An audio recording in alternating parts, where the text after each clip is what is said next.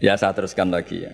Jadi lafat-lafat yang butuh penjelasan kayak ihdinas siratal mustaqim, tunjukkan kami jalan yang lurus. Tentu butuh penjelasan. Penjelasannya apa? Siratal ladzina an'amta 'alaihim, jalan mereka yang telah Engkau beri nikmat. Juga sama, walillahi 'alan nasi hijjul bait. Semua manusia diwajibkan Allah haji. Lalu kan tidak mungkin semua manusia punya kemampuan. Akhirnya diberi penjelasan manistata'a ilaihi sabila, yang punya kemampuan ke sana. Jadi itu menunjukkan dari sekian kalimat itu, kata Imam Suyuti, pentingnya mengkaji, kalau mengkaji harus sekaligus mengkaji mukhassisnya yang menentukan kalimat itu. Kalau ngaji mujmal, lafadz yang bias, langsung mengkaji mubayyinnya, penjelasannya kayak apa. Ibarat pasal-pasal di KUHP lah. Kalau belajar pasalnya harus belajar ayat-ayatnya supaya tahu detail. Kalau enggak ya kayak tadi, Persatuan Indonesia berarti bikin partai yang berbeda melanggar Pancasila karena silanya persatuan. Oh ya kacau kalau gitu. Nah kira-kira seperti itu lah lafadz kalau difahami liar ya kira-kira kayak seperti itu. Makanya saya berharap jangan mudah menvonis karena tidak segampang itu. Misalnya Nabi sering ngendikan laisa minna man khasyana, tidak termasuk umatku orang yang menipu. Ya ternyata ketika menipu itu tidak perilaku atau cerminan sebagai umatnya Nabi, tapi ya dalam hal menipunya saja. Tapi kalau ketika dia pas sholat, pas zakat, pas baik, ini cerminan umatnya Nabi. Jadi laisa minna evitil kal khoslah. Itu semua ulama menafsirkan evitil kal khoslah. Dalam hal itu dia tidak cerminan umatnya Nabi. Tapi di hal-hal yang lain cerminan umatnya Nabi. Karena tetap fama ya'mal mithqala dzarratin khairan yarah wa may ya'mal mithqala dzarratin syarran yarah. Artinya yang baik ya baik, berarti cerminan umatnya Nabi. Misalnya kayak orang tukang nipu, tapi ternyata ya tukang sholat, tukang zakat, tukang puasa, ya sudah pas tukang baik cerminan umatnya Nabi, pas tukang buruk ya cerminan temannya setan lah kira-kira gitu. Tapi jangan langsung wah sudah ini setan tok, ya keliru kamu, dia kan punya sisi baik. Ya sudah seperti Quran saja, baik ya roh, syarron ya roh, artinya semuanya ada catatannya sendiri. Fa may ya'mal mithqala dzarratin khairan yarah wa may ya'mal mithqala dzarratin syarran yarah. Ini saya baca lagi ya. Qala Ibnul Hassar minan nasi man ja'alal mujmal wal muhtamil bi izai syai'in wahid. Qal was-shawab annal mujmal al-lafdhu al-mubham alladhi la yufhamu al-muradu minhu. Wal muhtamil al-lafdhu al-waqi' bil wad'il awal. Ya, kalau mujmal itu lafadz yang global. Kalau muhtamil itu lafadz yang kayak iya, kayak tidak. Saya ulang, kayak iya, kayak tidak. Kayak iya, kayak tidak itu imma karena bias, wa imma karena konteks. Saya beri contoh misalnya gini, saya punya pembantu ya, kalau dalam tradisi kiai itu punya anak dalam, terus bilang gini, Jong tamunya kasih kopi. Ya pagi-pagi ada tamu, saya bilang Jong tamunya kasih kopi. Ternyata tamunya itu perempuan atau orang yang enggak ngopi. Kemudian disuguhi teh. Pertanyaannya anak dalam ini melanggar apa enggak? Tidak, karena kata kopi itu sebenarnya mewakili kata alat untuk menghormat tamu. Cuma saya sebagai kiai adalah elingnya itu kopi.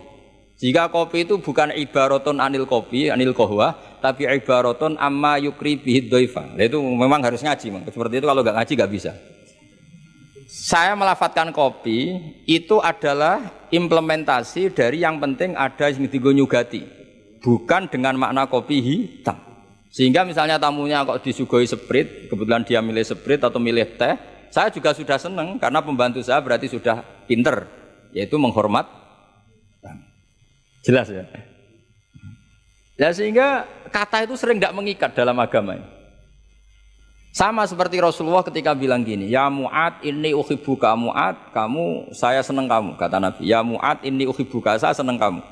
Berhubung saya senang kamu, fakul dubura kulli sholatin, sebagian riwayat fala tada'anna kulla sholatin, maka setelah habis sholat dubura kulli sholatin, kamu lafadzkan Allahumma a'inni ala dzikrika wa syukrika wa husni ibadati. Kamu jangan pernah lupa berwiridan, ya Allah bantulah kami mengingat Engkau, ala zikrika wa syukrika, mensyukuri nikmat Engkau, wa husni ibadatik, dan ibadah secara baik kepada Engkau.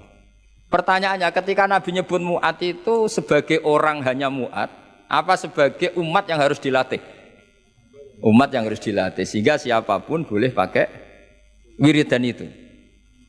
Ya makanya terus di balaghatul Arab itu ada aturan zikrul ba'di wa iradatil kul. Ketika nyebut sebagian, bisa yang dimaksud itu siapa saja. Ketika saya nyebut kopi, sebetulnya itu alat atau perangkat atau minuman yang dipakai hormat tamu. Tidak harus bentuknya kopi hitam. Tapi kalau orang tertentu yang memang hobinya ngopi, ayo cari warung kopi. Memang dia anti minum teh, anti minum sprit, memang inginnya warung kopi, ya sudah, itu berarti makna kopi yang muayyan, yang memang maknanya kopi dengan makna yang khos. Jelas ya? Nah bayangkan Quran dan hadis itu potensi seperti itu ada. Makanya potensinya itu lafadz itu muhtamil. Bisa iya, bisa tidak. Ngaji. Jadi sehingga ketika Allah ngendikan rijal sekalipun, lelaki, kadang maknanya memasukkan perempuan. Misalnya gini, kalau kamu ngaji ilmu nahwu, hudal lil muttaqin, alladzina itu jamak untuk lelaki atau perempuan? Alladzina, lelaki. Tapi Quran itu untuk lelaki, tok apa lelaki dan perempuan? Dua-duanya. Tapi Allah ngendikan alladzina yu'minuna, bukan allai yu'minna, bukan pakai redaksi perempuan. Karena yang dimaksud lelaki adalah umatnya Nabi. Ya sudah, kalau umatnya Nabi ya semuanya umatnya Nabi. Tapi ada beberapa lafadz yang memang maksudnya lelaki, yang satu maksudnya perempuan. Caranya tahu itu ya lagi-lagi ngaji. Ya sudah, nggak ada jawabannya, memang harus ngaji. Nah itulah di Quran tuh banyak ada lafadz mujmal, ada lafadz muhtamil. Saya beri contoh lagi bab zakat. Ini yang paling pokok bab zakat karena ini terkait fikih. Rasulullah itu menzakati tamernya. Tamer itu kurma. Ya, tamer itu maknanya apa? Kurma. Itu oleh semua ulama fuqaha, semua ahli fikih dunia mengatakan makanan pokok. Jadi yang wajib dizakati itu tanaman, makanan pokok. Karena apa? Ya kalau nuruti sunnah Rasul persis, orang Indonesia wajib zakat. Karena Nabi hanya menzakati kurma. Di Indonesia enggak ada. Iya, enggak ada. Jadi ketika Nabi mengatakan tamer, saya ulang lagi ya, ketika Nabi mengatakan kurma, maknanya apa? Zakatilah sesuatu yang sebagai makanan pokok, makanan khas atau makanan pokok daerah itu. Sehingga kita yang menzakati padi. Paham ya? Orang tertentu gandum. Sama seperti cung nak pedui tamu sarungan gitu. Ternyata sarungnya itu basah. Wah, daripada basah katokan cekak ya, tidak seperti itu. Sarung adalah ibaratun pakaian yang dianggap sopan dalam tradisi santri.